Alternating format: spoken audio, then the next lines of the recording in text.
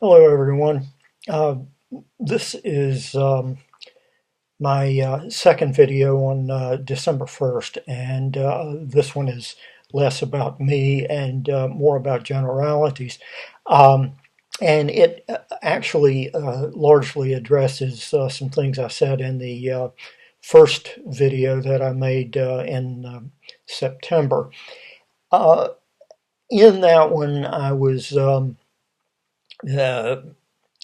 very much sort of down on fat people and uh, mention something which I still believe is that uh, most of them, in fact, probably 99% of them, are heavy, obese, whatever term you want to use, because they overeat.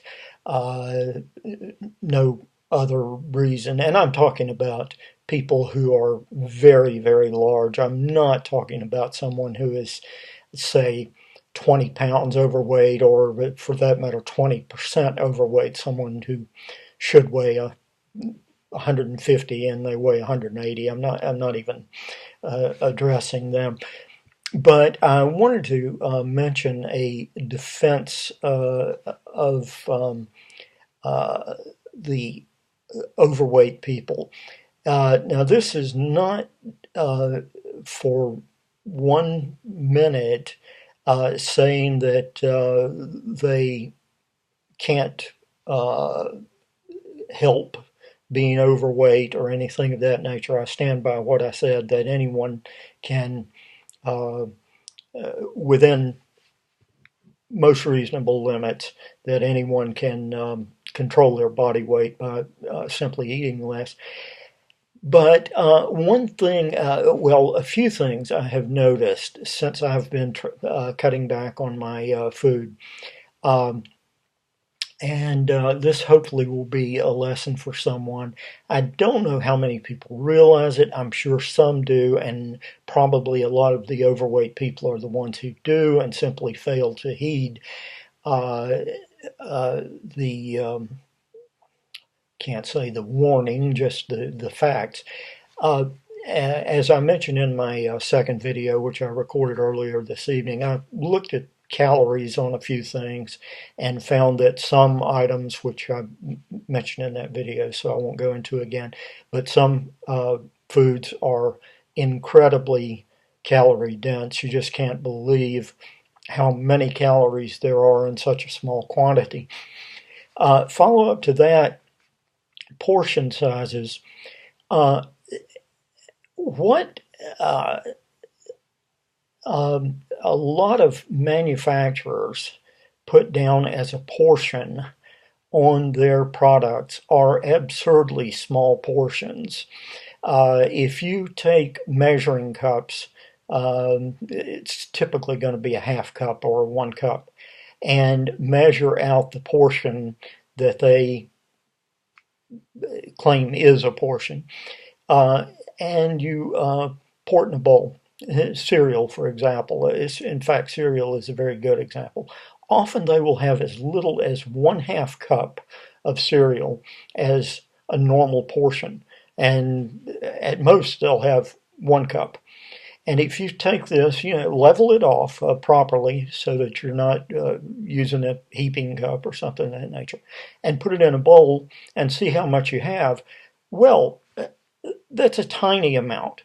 No one eats that little except maybe some 90-pound geriatric, Uh, and it's very deceptive. So I'll defend people on that, in that maybe they don't realize, maybe they do, but maybe they don't realize that when it says uh, whatever, 180 calories, 210 calories, or whatever in a portion, that what they're actually eating in a normal size bowl is 2 or 3 portions.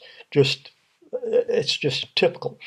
I found a while back somebody actually pointed this out to me, that there was a candy bar, and I wish I could remember what brand it was, but I can't now. But she pointed this out to me. It was an ordinary candy bar, one that you would purchase like a convenience store or whatever, not even a king size one. And it was one that was actually in one piece, not one of the ones that comes to you in two separate pieces. And it had the number of calories on it, and it said portions per package, 2.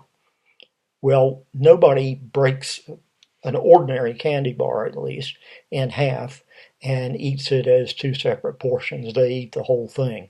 I understand that perhaps the FDA has started controlling some of this, or that they intend to start controlling some of it, because uh, what I just mentioned, that portions were absurdly small. I looked the other day at a can of clam chowder I was opening, and it was a 14-ounce can, and it said that there were 2.5 portions in the can. Well, I'll typically eat 14 ounces of clam chowder, at one time.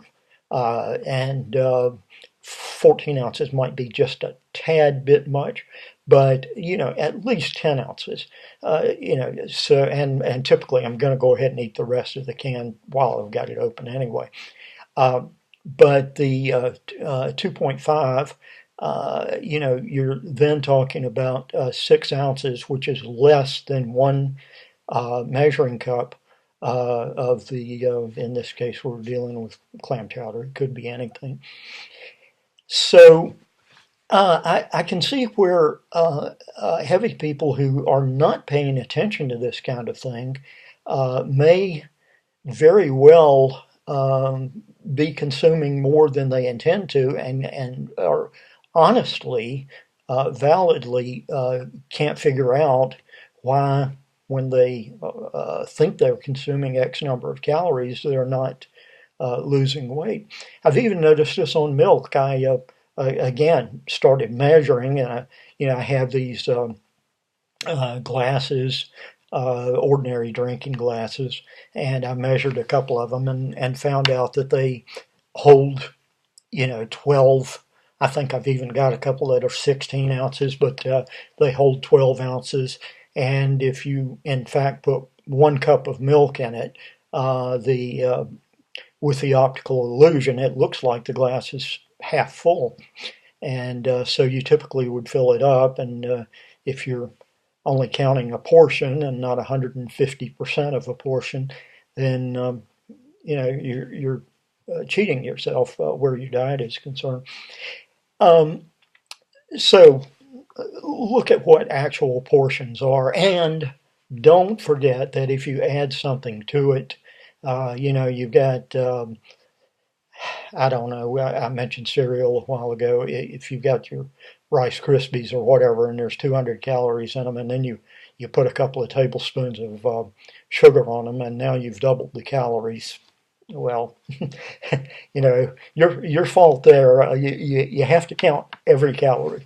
Can't that is if you're going to count calories, but and you may have to for a little while until you kind of learn what a true portion is. Like I said before, I'm not formally counting calories, but something else that I've noticed. I watch TV and get hungry. Not because of the popcorn syndrome from the movies where you'd want to eat something while you're watching something, but rather because I see people on TV eating all the time. Aside from the advertisements, during the shows they're eating.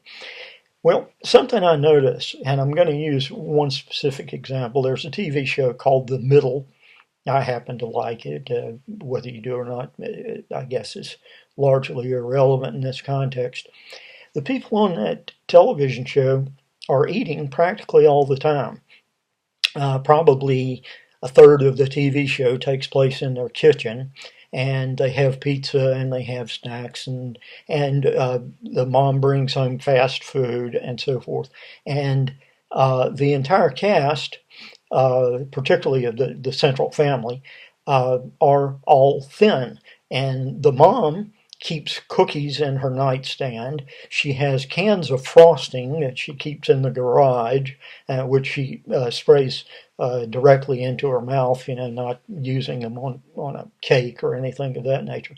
And she's tiny, she's I don't know how tall Patricia Heaton is, who plays the part, but she looks to be about 5 feet tall, and she looks to weigh about 100 pounds in the show.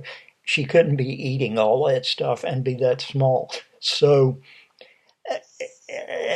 you know, I can't blame TV writers. It's probably convenient for them to have people around tables and eating and so forth like that.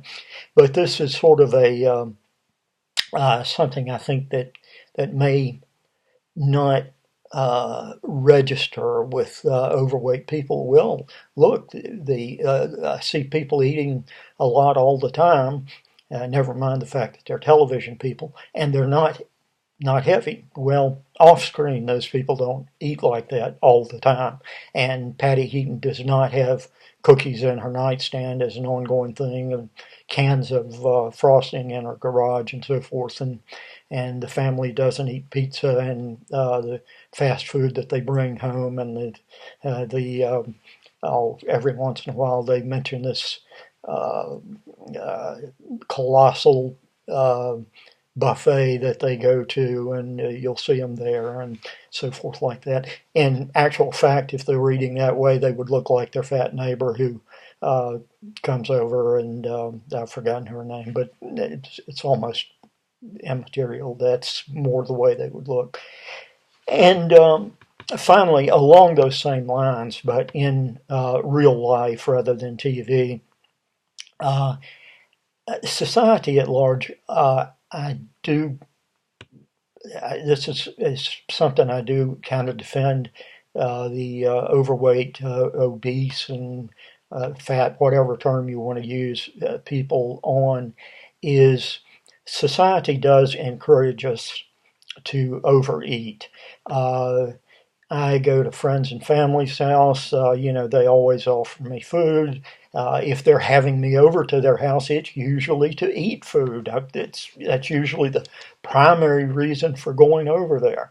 And they prepare the most delicious and high calorie foods that they can find. And if we're going to meet up to socialize, it's always at a restaurant, it's always for lunch, it's always for dinner, or occasionally breakfast. But, we always, we'll have to get together and go out to eat.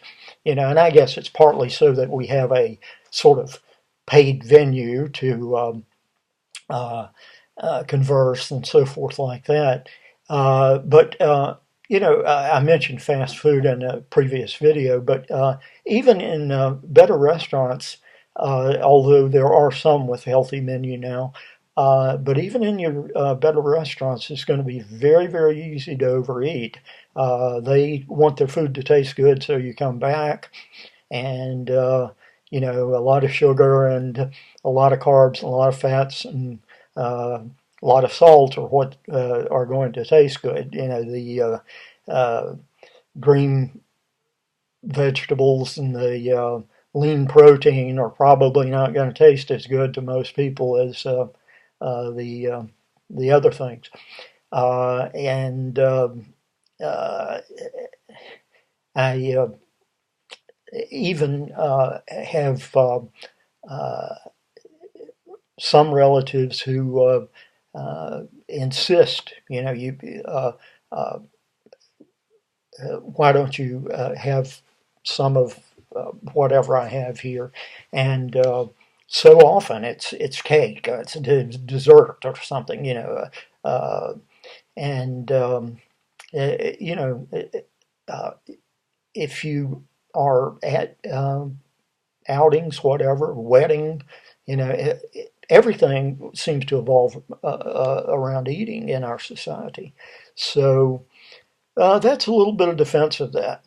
Well, I see I'm running out of time here, so I'll be posting this one, and I'll post in a couple of months about my progress, and hopefully you make some progress too. Thanks for watching. Take care.